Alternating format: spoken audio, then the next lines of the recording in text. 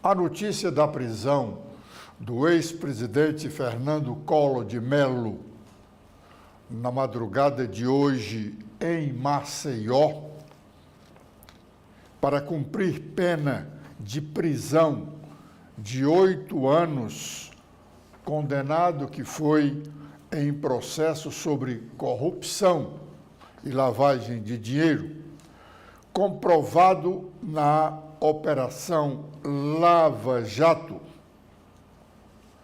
confirma que realmente mais pessoas estão caindo do pedestal e estão sendo realmente tratadas como iguais.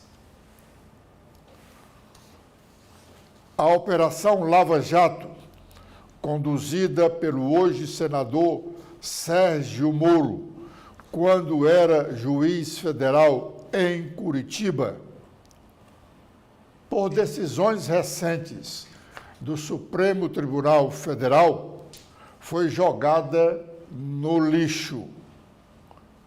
Mas processos no âmbito da mesma Lava Jato, conduzidos em outras localidades, que não em Curitiba, estão com suas decisões sendo cumpridas, pelo menos até agora. Collor, o ex-presidente da República, que mesmo após ter renunciado, teve o seu mandato cassado pelo Congresso Nacional, porque já tinha um processo tramitando, um processo de impeachment tramitando, ele renunciou antes do encerramento desse processo, mas o processo prosseguiu e terminou o Congresso Nacional cassando o seu mandato. Ele foi um dos presidentes muito polêmicos. A partir do momento, logo no primeiro dia do seu governo, ter confiscado praticamente todo o dinheiro dos brasileiros que estavam depositados nos bancos. Depois, vários outros pontos provocaram a indignação de brasileiros. Sua prisão, depois das chamadas chicanas, os recursos para postergar o julgamento, a prisão chega no momento que ele se encontra em situação falimentar. De outra parte, a prisão do ex-presidente Collor, determinada pelo ministro Alexandre Moraes,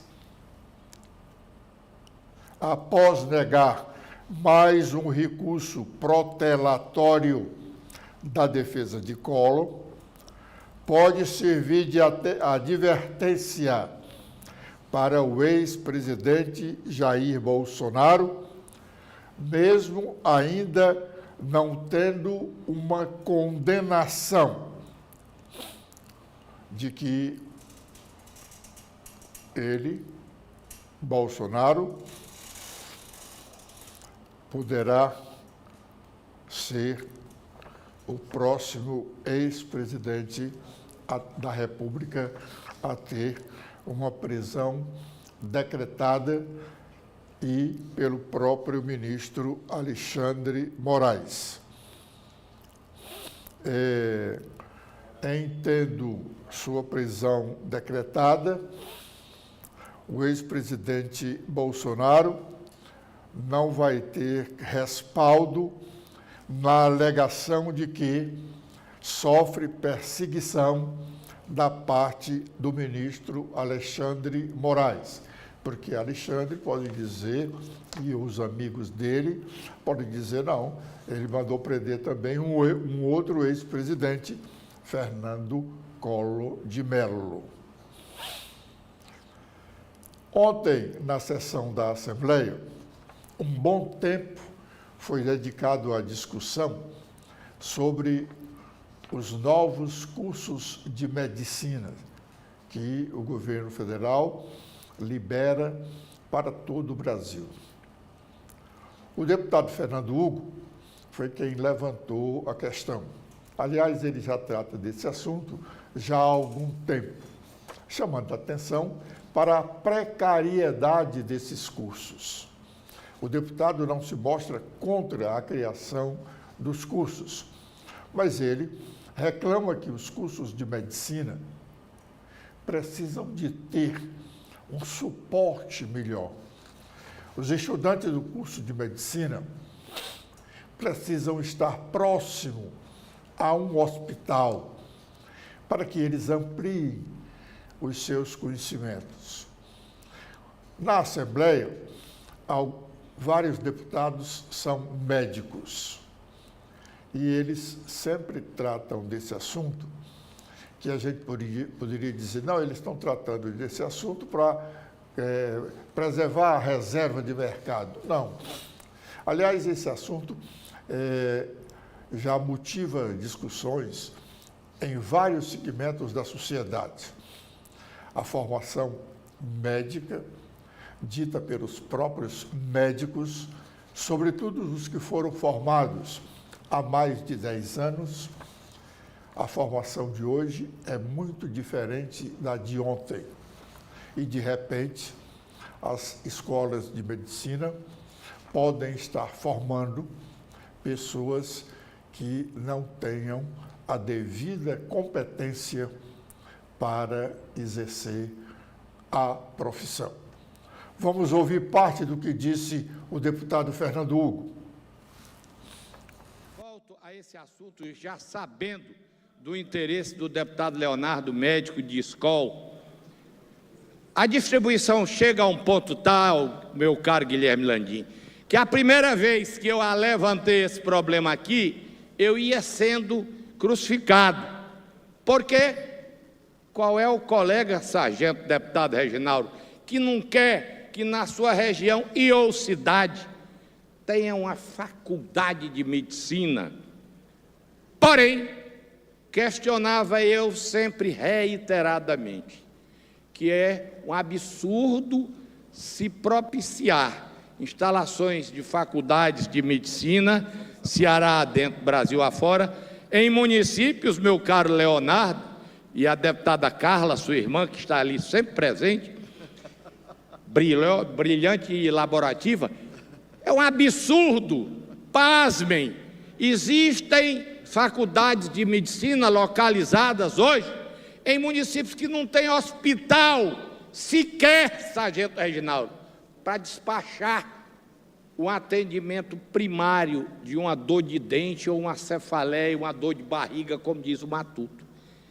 Então, o aluno vai fazer aquele curso médico, que é um curso pesadíssimo no sentido curricular das cadeiras que propiciam a formatura do profissional de saúde médico, e ao cabo ele não vai ter em canto nenhum desses municípios, que não são todos, do Ceará e ou do Brasil, o albergue indispensável para formar-se, deputado Carmelo, como é exigência indispensabilíssima do estudante frequentar um hospital onde ele vai auscultar um paciente, ver como é o funcionamento cardíaco pela ausculta, ver como é a função respiratória pela ausculta, enxergar doenças como um pé diabético, como um abdômen agudo, uma apendicite, uma colecistite, essas doenças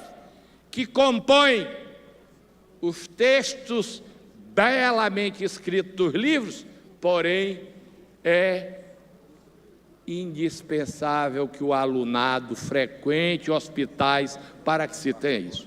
Resultado disso tudo, doutor Leonardo, o Brasil hoje tem mais de 500 faculdades de medicina, das quais mais de 70% não tem entrosamento sequer com o centro acadêmico.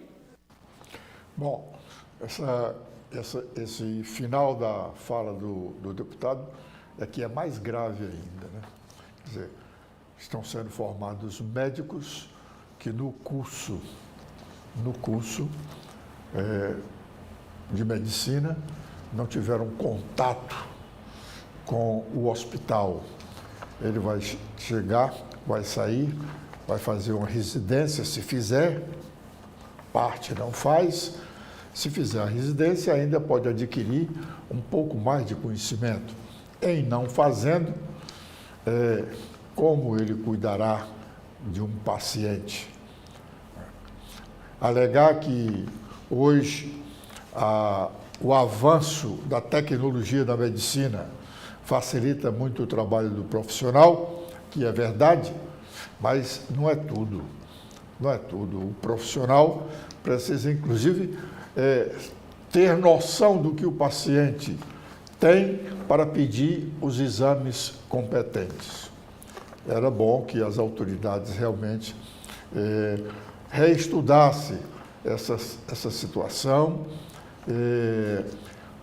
Não se condena o município, o prefeito, o deputado estadual, o deputado federal, que para satisfazer a ânsia dos seus eleitores ficam cobrando cursos de medicina para os seus municípios. Mas a autoridade federal competente, que é quem autoriza a liberação desses cursos, precisa estar atenta para os interesses primeiro da sociedade. Uma matéria que espelhava a capa do site da Associação Nacional do Ministério Público, ontem, que também essa matéria está no blog do Edson Silva, tamanho a sua importância, como entendemos, atesta o descaso do poder público, municipal, estadual, com relação às condições mínimas de funcionamento de escolas públicas. A matéria diz que tem umas milhares de escolas onde os alunos não têm sequer água potável. Os alunos vão para as salas de aulas e nessas escolas nem água potável tem. Nós estamos mostrando aí na tela a situação dos municípios cearenses. Nós tiramos esse quadro de lá, dessa matéria da Associação Nacional do Ministério Público. E vejam que, no ano passado, Fortaleza, 21 escolas de Fortaleza não tinham água potável. Os alunos, para beber uma água limpa, teriam que levar de casa. E será que nas suas casas tinham realmente também a água limpa? Cadê a universalização da distribuição de águas aqui em Fortaleza? Não estamos falando de esgoto, não estamos falando de saneamento no seu tempo completo. Estamos falando na distribuição de água. Se todas essas escolas tivessem uma ligação de água da CAGES, poderia-se dizer que tinha uma água de qualidade para que os estudantes pudessem se servir delas. Sem uma água potável, sem uma água limpa, essa estudantada está fadada a pegar uma quantidade enorme de doenças. Fortaleza, 21 escolas no ano passado, até o ano passado, sem água potável para os alunos. Quixadá, município importante, 28 escolas sem água potável. Esses dados são oficiais da Associação Nacional do Ministério Público. Associação Nacional do Ministério Público. Os governantes desses municípios precisam dar satisfações, serem cobrados, denunciados por esse descaso. Dizendo isso, nós estamos encerrando a nossa participação de hoje neste primeiro bloco de notícias da manhã.